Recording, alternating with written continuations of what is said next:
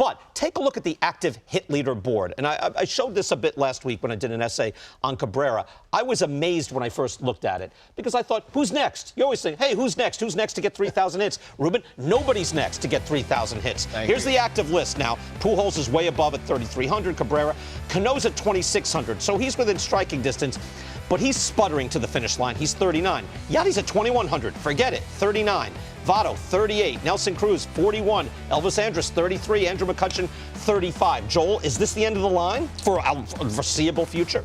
No, it's not the end of the line. I mean, for a short distance, and let's remember, Cano cost himself 3,000 hits. He got suspended twice. He lost a year and a half of his career. Otherwise, he gets there. Yeah. But I did find it interesting. So through age 28, which is the end of last season for Manny Machado, he had 1,425 hits. And I went, oh, where does that put him? And that's, by the way, missing 100 games in the COVID season in 2020. That's more hits through that age than Roberto Clemente, Derek Jeter, George Brett, Eddie Murray, and Pete Rose.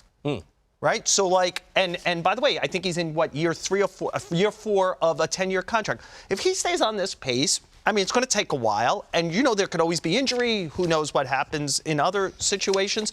But I think he's got a shot. Altuve for 1,419 hits through age 28. So he was ahead of all of those guys except for Clemente. So there are guys a little further back who I think in 6-7 years will go, oh, they're closing in on the number. Machado was my closest call. And actually, when we were working together, I said, I think Machado is the guy most likely to do it. But he's getting about 150 hits per, and now he's playing 160 games a season. Take a look at those. You have to go down the list. Mike Trout's on there, too. We thought Mike Trout was a no-brainer to get to 3,000. But here's the guy that was, like, we call him notable, right? So Altuve's already 31.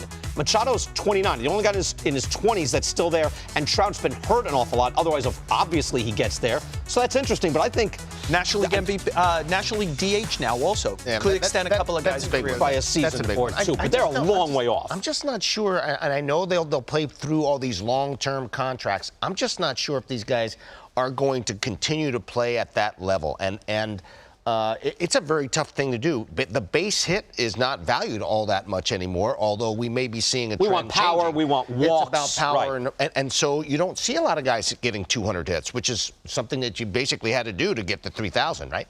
But for me, I think those three guys, Altuve, Machado, and Trout, I think those guys are probably the guys that have a best chance. Maybe a guy like Juan Soto, you know, because they started so early. I just don't know. It's an outside shot. He walks a ton. But it's possible. Yeah. I don't think it's happening. I don't think the volumes. Look, the reason the 3,000 hit club was a thing was, you know, in the 1910s and 20s and 30s, the hits were the currency of the game. And now we know there's a lot more to it. And the way they play now, plus load management, Joel, I don't see it. Well, that's why it's going to have to be somebody like Machado who takes pride in 155, 160 games a year. Plus, I can now keep his bat in the lineup in San Diego, say 10, 15 times a year as a designated hitter and rest his body from the field. So it's going to be someone like that. Also, I wouldn't ignore our best players now start so young. Wander Franco, Fernando Tatis Jr., Vlad Guerrero Jr. You know, they're starting younger, so it gives them more runway to get to the number.